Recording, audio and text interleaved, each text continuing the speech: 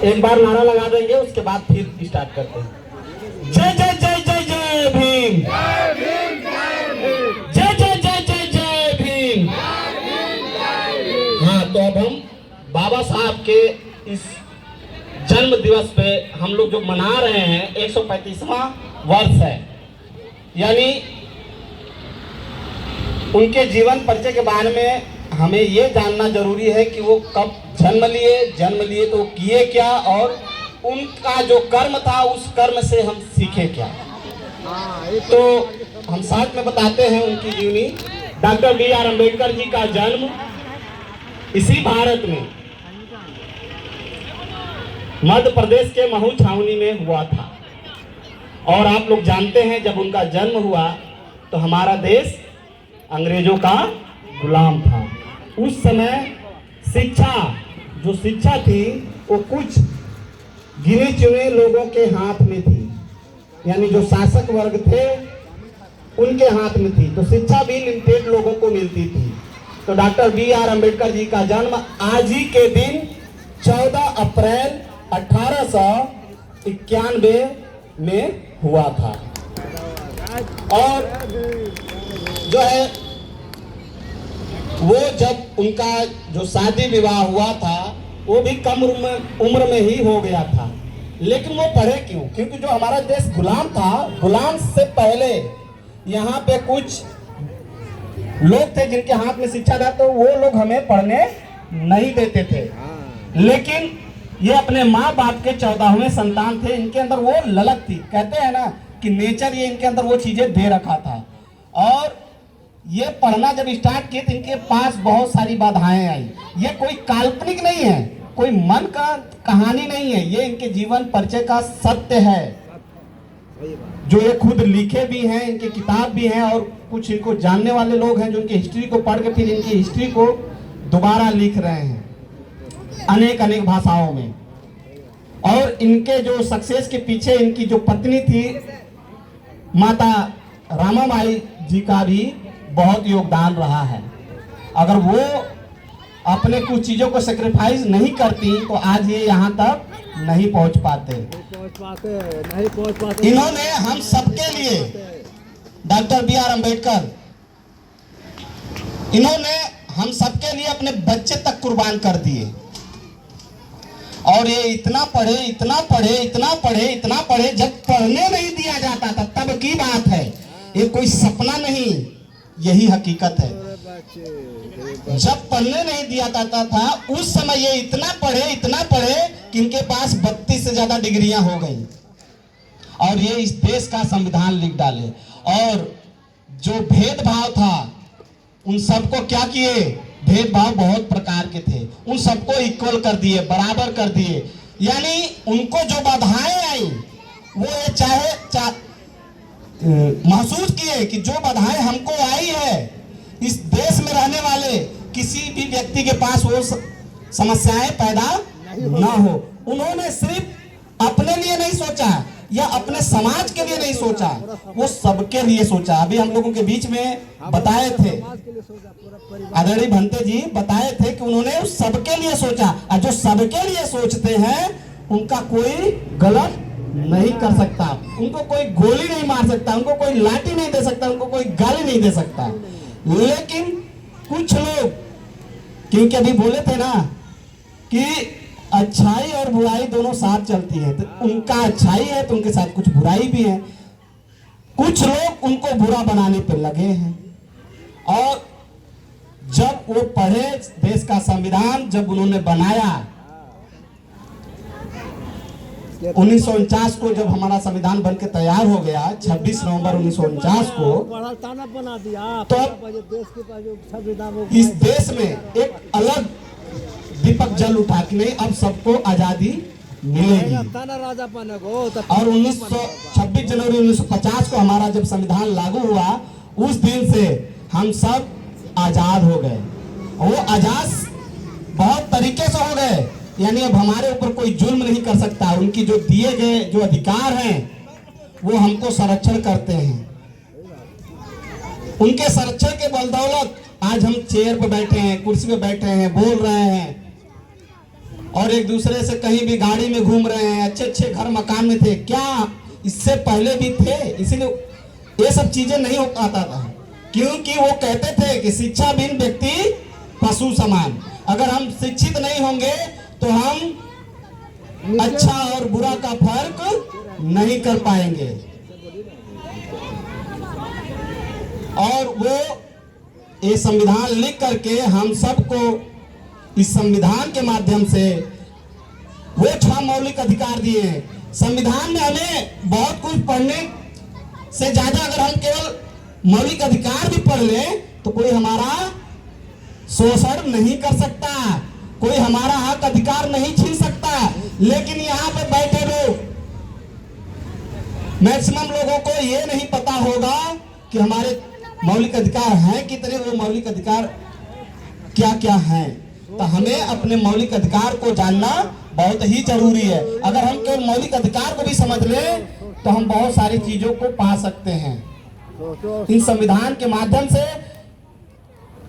हमें वो सारा हक देने का वो काम किए, और वो अपना नींद और चैन खो करके रात रात भर जगते थे, तब हम जाकर के सोते थे और आज भी सो ही रहे हैं। और वो इसलिए जगते थे ताकि हमको जगा सके। लेकिन हम अभी भी क्या कर रहे हैं? आलस है मन में, सोचते हैं अरे ये तो मिल गया, किसके कृपा से? भगवान की कृपा से।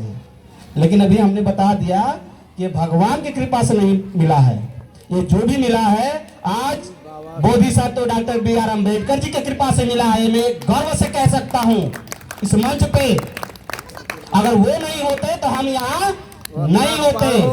उनके सामने बहुत सारी बाधाएं आई,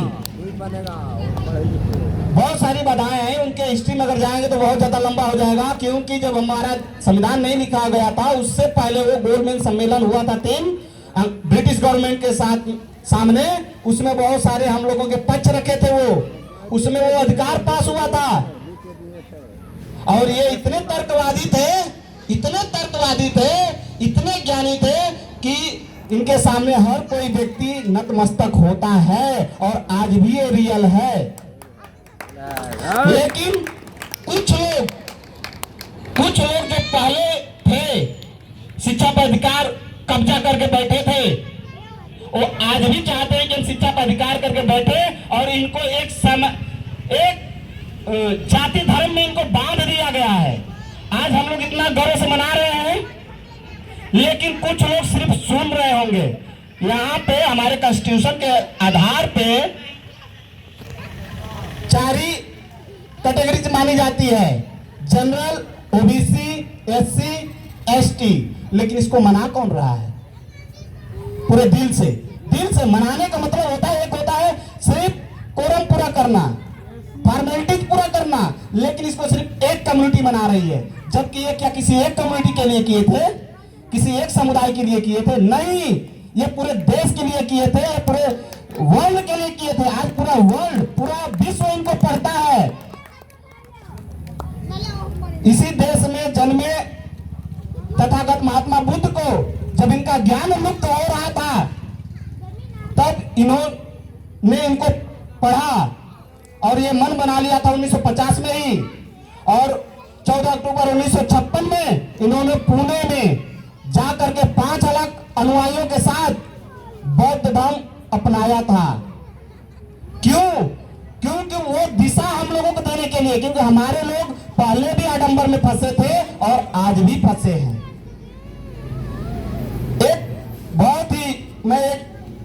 बहुत सारा रील्स चलता है, उसमें एक वीडियो आता है, मैं उस वीडियो के माध्यम से सीरियल आता है, उसमें मैं बताता हूं कि उसमें थोड़ा पारदर्शिता है।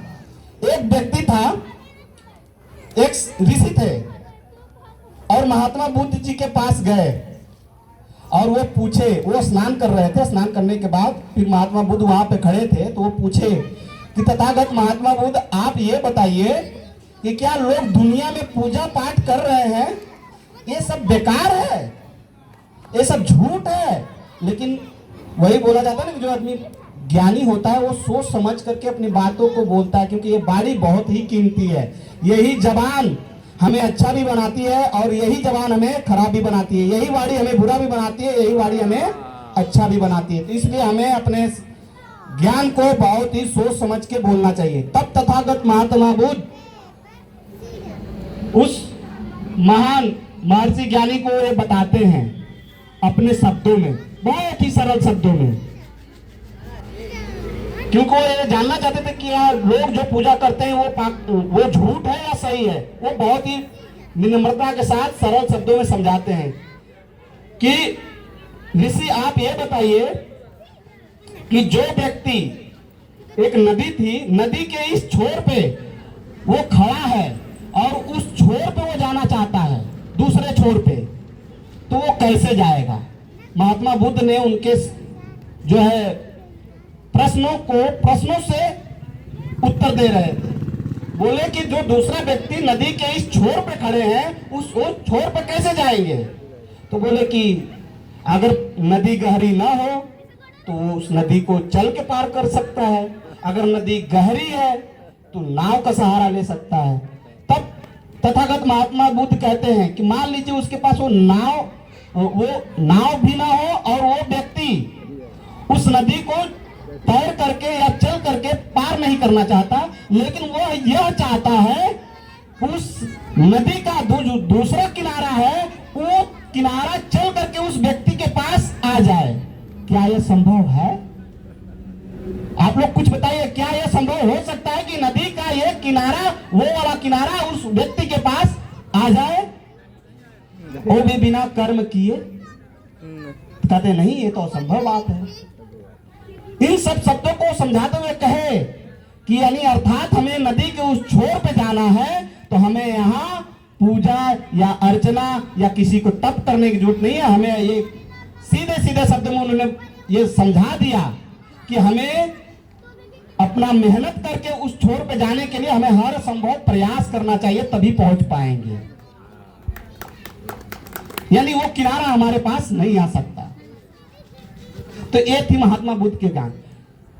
अपने बहुत सारे कोटेशन दिए हैं Tathagat doctor B R Ambedkar ji ने। उन सब कोटेशनों को अगर हम लोग पढ़ेंगे, उनके स्लोगन को पढ़ेंगे तो वो एक अलग ऊर्जा भर देती है, वो एक अलग ऊर्जा भर देती है। और वो सिर्फ कोई स्लोगन नहीं है, वो एक विचार है, वो एक दिशा है, वो एक ज्ञान का भंडार है।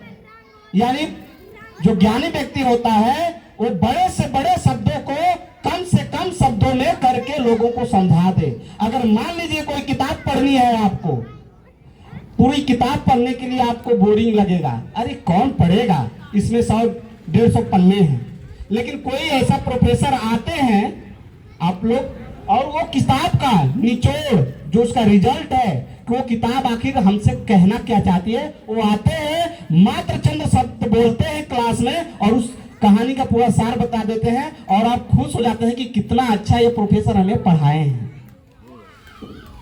वो होते हैं ज्ञानी व्यक्ति।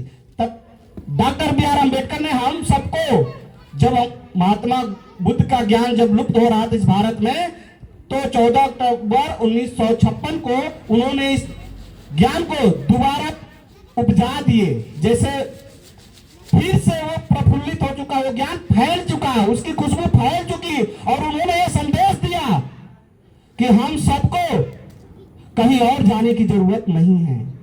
अगर हमें जाना है, अगर हमारे ऊपर कोई करुणा कर सकता है तो वो है तथागत महात्मा बुद्ध, जिनको आज हम भगवान भी कहते हैं। उनकी ही करुणा हो सकती है जो हमारा उद्धार हो सकता है। बाकी दुनिया में कोई ऐसा नहीं है जो आके हमारा उद्धार कर दे।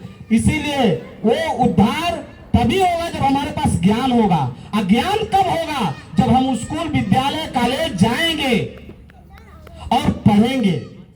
उनका बार बार कहना था कि दुनिया का सबसे बड़ा हथियार, दुनिया का सबसे बड़ा हथियार शिक्षा है, ज्ञान है। उससे बड़ा दुनिया में कोई हथियार नहीं है। न है, न था, न रहेगा, वही सबसे बड़ा हथियार है। इसीलिए वो अपने स्लोगन के माध्यम से कहते हैं कि हजारों तलवारों से कहीं ज्यादा ताकतवर एक कलम की ताकत है। उन्होंने हमें क्या पकड़ाया? कलम। और हम क्या पकड़ते हैं? कांवड़। उन्होंने पकड़ाया हमें और हम क्या पकड़ते हैं, कावड़।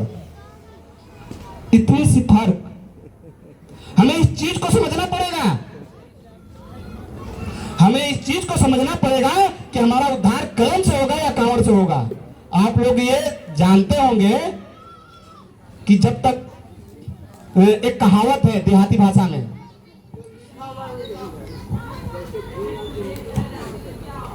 ये अरे बरो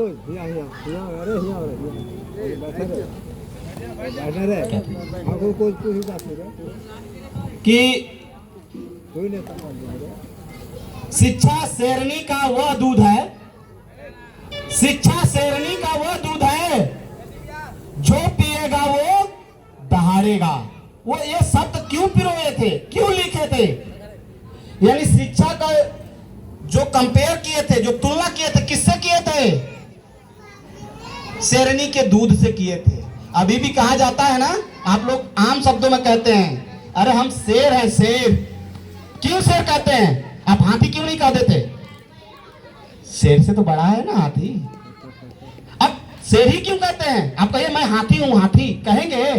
नहीं कहेंगे, आप शेर ही कहेंगे। क्यों? क्योंकि ये नेचर पैदा कर रखी है, नेचर के अकॉर्डिंग वो शेर ताकतवर है।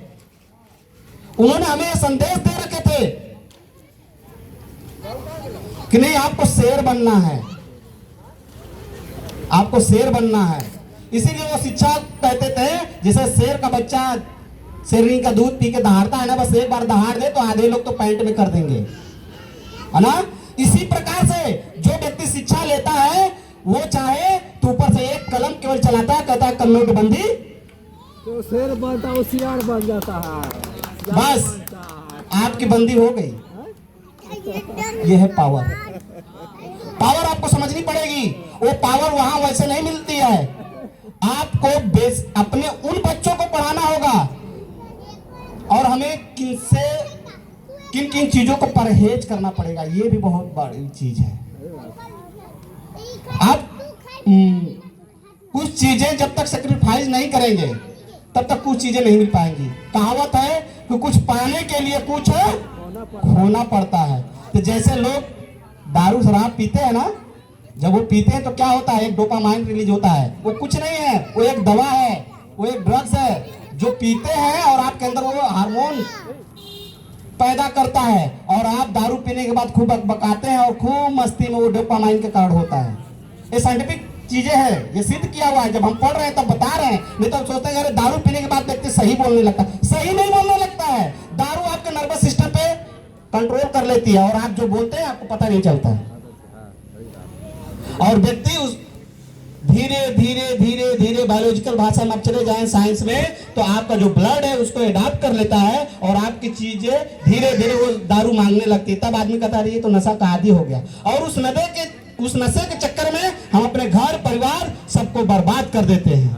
इसलिए वो कहते थे कि हमें केवल शिक्षा लेना है और कुछ चीजों से दूर रहना है, हमें बुरे लोगों से दूर रहना है, हमें दारू शराब से दूर रहना है। लेकिन ऐसा नहीं है।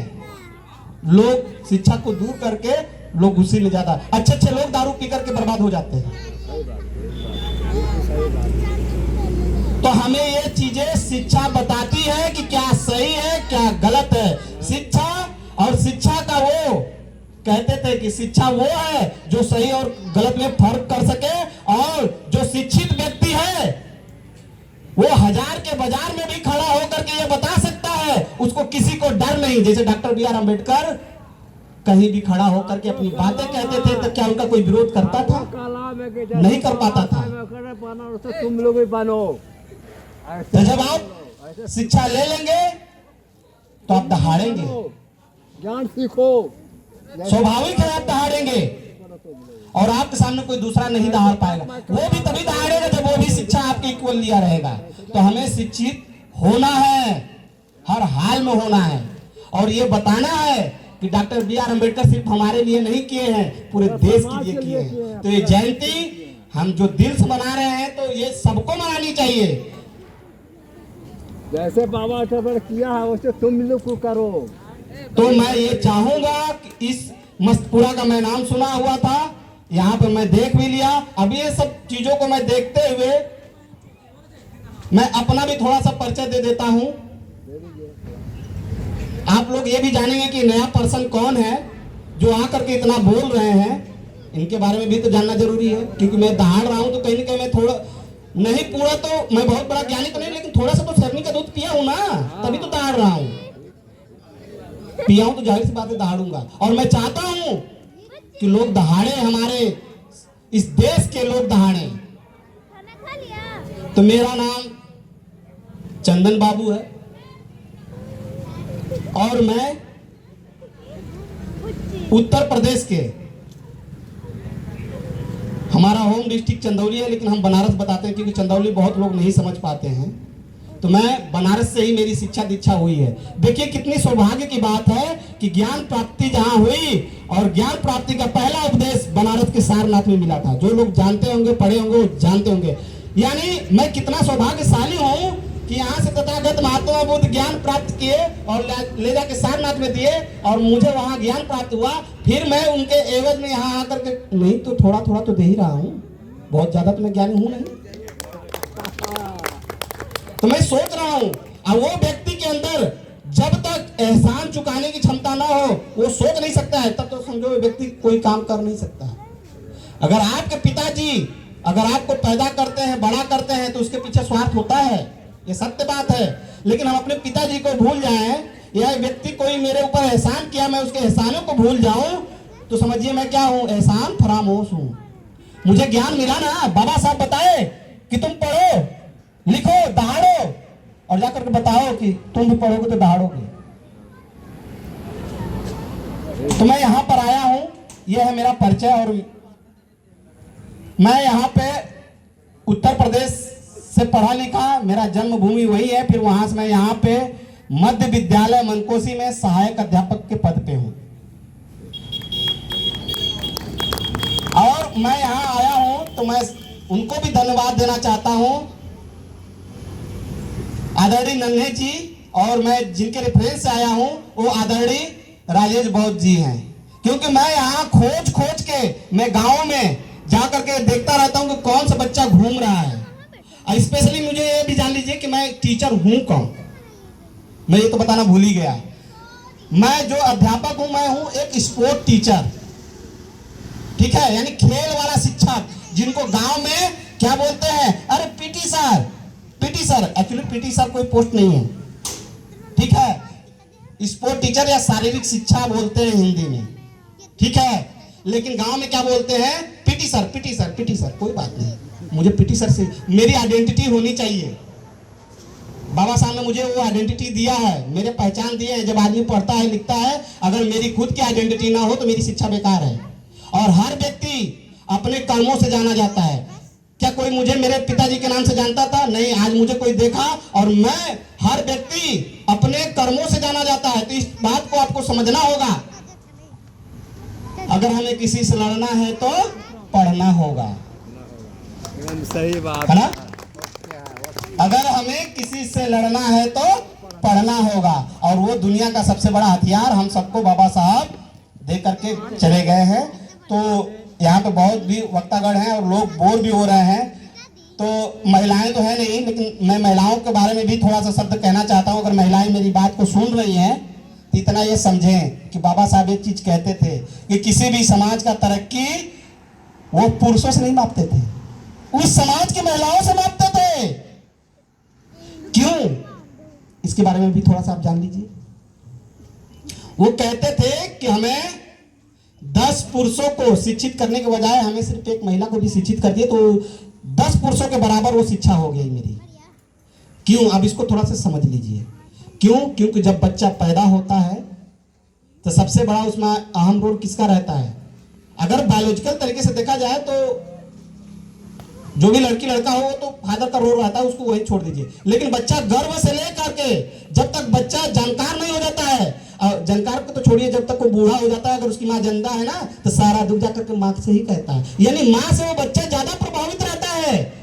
अर्थात ये बात सिद्ध होती है कि माँ जो भी करती है, अगर वो बच्चा गर्भ में है, माँ अगर उल्टा सीधा खाती है तो वो फर्क कहाँ पड़ता है? उस बच्चे के ऊपर पड़ता है। अरे तुम ये मत खाओ, तुम वो मत खाओ, नहीं तो बच्चा बीमार हो जाएगा। जिन्हें बच्चा बड़ा हो जाता है, अभी वो शिशु है, तो भी उसको खाने पीने के लिए परहेज करती है माँ। यानी ये नेचुरली बच्चा माँ से ज्यादा जुड़ा रहता है। इसलिए अगर महिलाएं शिक्षित होंगी तो वो बच्चा ऑटोमेटिकली शिक्षित हो जाएगा। सोचिए उनका तर्क कितना था, बहुत बड़ा तर्क था। उनके बारे में अगर हम लोग बातें करेंगे ना तो सुबह हो जाएगा और पता भी नहीं चलेगा। तो महिलाओं को ये बात को समझना होगा। अगर महिलाएं मेरी बात सुन रही हैं तो वो जो बच्चियां हैं अपने घर में, लड़कियां, उनको जरूर पढ़ाएं। लड़के और लड़के में भेद नहीं करें, क्योंकि जो लड़का नहीं कर सकता वो लड़की कर सकती है। कोई ये ना समझे कि मैं पुरुषों को अपमानित कर रहा हूं। नहीं नहीं नहीं नहीं, अपमानित नहीं कर रहा हूं। मतलब अगर आपके घर में पुरुष पढ़ा लिखा है, अब महिला पढ़ ले तो क्या हुआ, आपकी गाड़ी तो 4 गुना और स्पीड से चलेगी ना। तो इसमें कोई अपमान मत आप लोग समझिएगा। हालांकि बहुत सा देख रहे हैं शांति हो गई है, तो एक बार जोरदार नारा लगा करके मैं अपनी बातों को समाप्त कर दूंगा। एक बार आप लोग जोरदार नारा लगाएंगे, जय जय जय जय जय भीम, जय जय जय जय जय भीम। इसी के साथ मैं अपनी बाड़ी को विराम देता हूं। बहुत बहुत धन्यवाद। चंदन सर जो भी बात बोले हैं बिल्कुल सत्य बोले हैं।